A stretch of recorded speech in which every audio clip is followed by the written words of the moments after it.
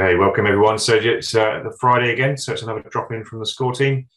It's my pleasure to pick up the topic of keeping your processes to one page. So anyone who's used score will know you can create massive processes. We don't actually restrict them, but we do when we train people, when we give advice and coach people and bring people on board, it's very much around try and keep them onto one page. That's what we'll talk for about 10-15 minutes, give you a few hints and tips, and as always, hear your feedback, have your input. This is not a one-way conversation.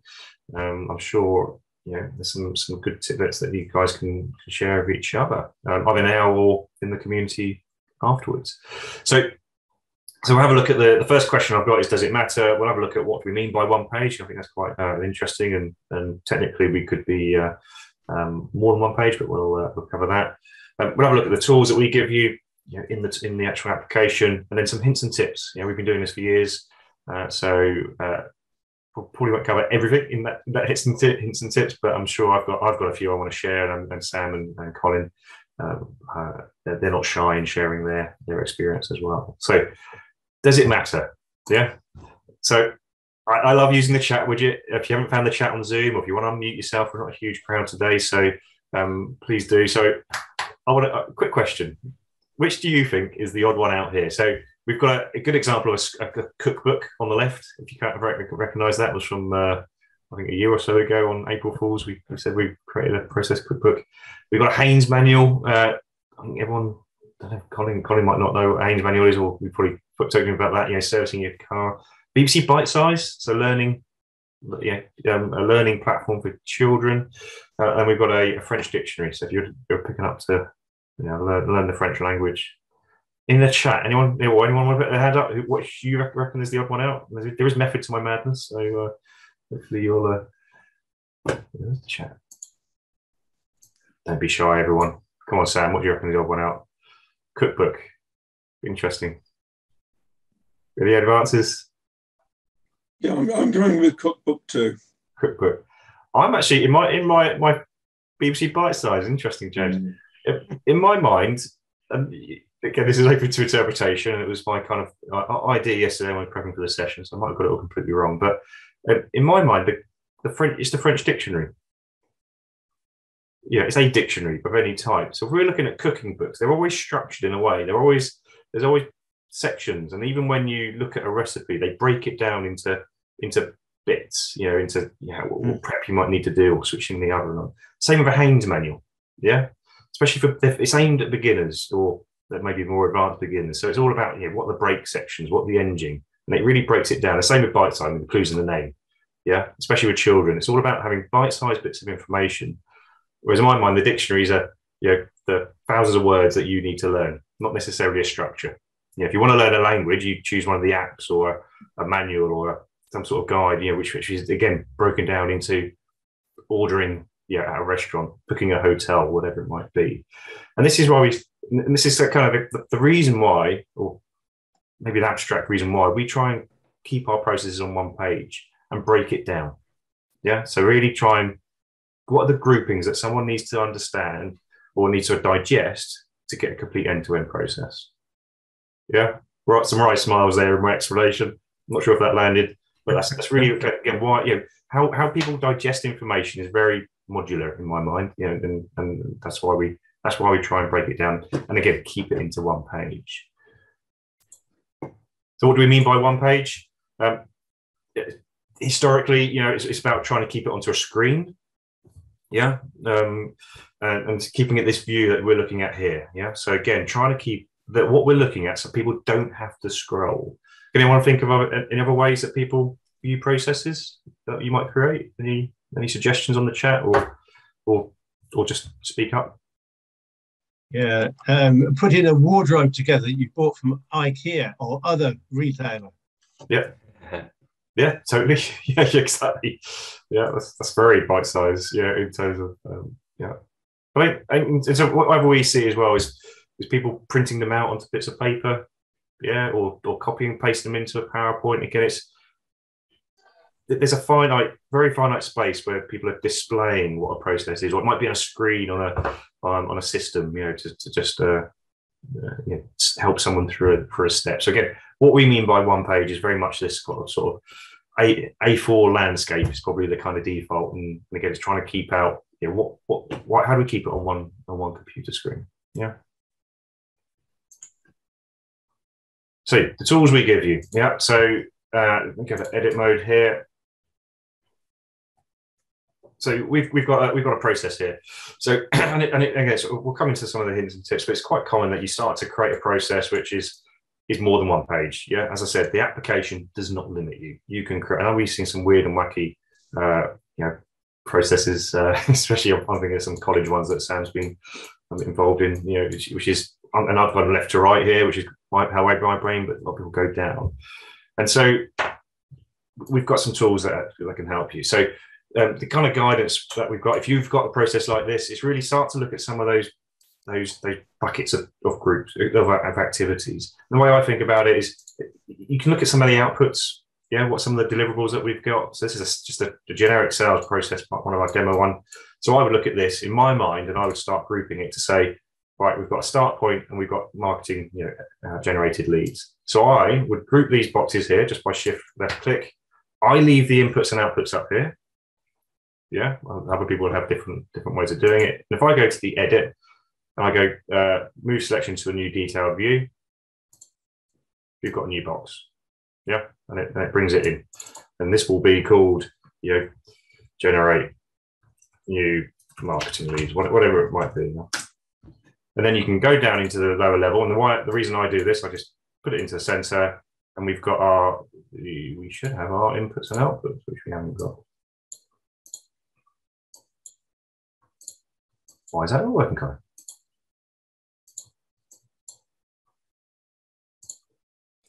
Yeah, I think that's a bit of a gap at the moment, Chris. Oh, there you go. Yeah, so you just have to reconnect them up there. But if you're putting your input, your outputs, okay. One for Colin and the team to look at in a bit. But you'll be able to bring those inputs and outputs down, so you remain that in. It's a quicker way of doing that. And then you can look at the next phase, and it's exactly that. So you can say, right, what have we got to do? What's the milestone that we want to get to? And in my sales process, it will be very much, we've got a meeting booked. That gives us our lead. So we can do exactly the same. We can say edit, move to selected, and away we go. Yeah. So, generate sales leads, whatever you want to call it. Yeah. And so it's all about taking it down and just, as the BBC say, making it into bite-sized chunks, and then grouping it and then just moving it around. So you can see we've got a nice little process here forming that we can go and do. So that functionality, in the product. You can also, what I see a lot of people do, we can say, right, actually, this is our close the sale box. So again, I'm just using shift left click. You can control X to cut it, create a box, and say close the deal. Whatever the language is, come down, control paste. It will always paste it where it was in relation before. So while it's all selected, you can just move it down, and away you go. Do a bit of hooking up. Yes, I've used the software before, but again, it's not complicated. And we've then got a nice, I'd suggest, a bit of aligning. We've got a lot more digestible process than we started with. Anyone use that feature functionality? Anyone? No? Yeah. We'll do. Well, that's your homework. Yeah. So go try. If you've got a process covering one or more, multiple pages, just have a think. How can we group it? And of course, you've then got to go and put your who does it's, which might be a lot different from the lower levels depending on the type of process. So you just make sure you've got that integrity in your processes. So, hints and tips. Oh, I'm in view mode, in edit mode. Hints and tips. So, this is my list, and let me explain some thinking about it. But don't overthink it. Yeah, and choose your battles goes to hand in hand together. Just because we're saying, our approach is, fit it onto one page. If you're sitting down with someone that is just flowing, and you don't want to break up the workshop or the conversation by saying, oh, just let's try and group these. Honestly, it doesn't matter. The most important thing is you're capturing the process in a way that everyone agrees. And if it means you don't want to be doing this sort of grouping and keeping it onto one page in the workshop, fine. Choose your battles. Maybe capture the process and it is over two or three pages. But afterwards, when you start to reflect, when you start to get it ready for review, that's when you can do your grouping. Yeah. So don't overthink it. Honestly, everything. This last point here, it's all guidance, not law. We're not going to look down on you if you show us a great process which everyone agrees and understands it's conveying a message and it is bigger than one page. There's always exceptions. And again, it's all about timing. Don't think about that just because you're in a workshop and you have to group it. Then that's not a thing you have to do. And we always get this question, so but I still want to see the whole process on that one page, so how do we do that? And if I just open up that sales process we had before, so this is a version of what I've said, a bit more articulate and a bit more tidied up, so you can see what happens. So we've got a few levels of drill downs, and there'll always be one person. It's normally a senior person that says, but I still want to see it. I still want to see how it all interconnects and the like. And Colin and the team created a great feature. I don't know how long it's been in the application, but if I go into print, anyone ever clicked on the create an expanded view button? No, Colin and Sam have. Well, if I click on that, what it does is it creates that for one page. Yeah, really, really cool. There's a debate about how useful it is, but that use case where you're saying, we want to be able to see it all on one page. What does it all hook up to? And there's some other features you can move these around. You can tidy it up. You can remove, collapse, and the like. But it's a really good way. So some of the best sort of feedback we've had from this is where they've then printed it out. Yeah, stuck it together, put it on the wall, and you've got that as a visualization. They can then scribble over it and engage people in a different way. But this expanded view really, really kind of it's an answer, saying, no, I want it on one page. You're saying, but no, it's got to be bite-sized. This is kind of a step in the right direction in terms of answering that question. Any questions on what I've shown you so far? Sounds good. No.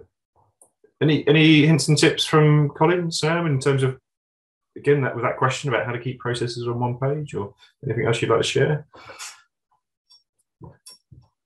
I think additionally, the having multi-layers also allows to have different processes for different audiences. So you will have a top level, which is more suited for a general purpose audience that just needs to understand the big steps. And then the more in detail, the more you will have people closer to the job. So it also allows you to share in a very easy to understand way a process that can be complex, but just breaking it down in a couple of steps, so that everyone in the organization can understand.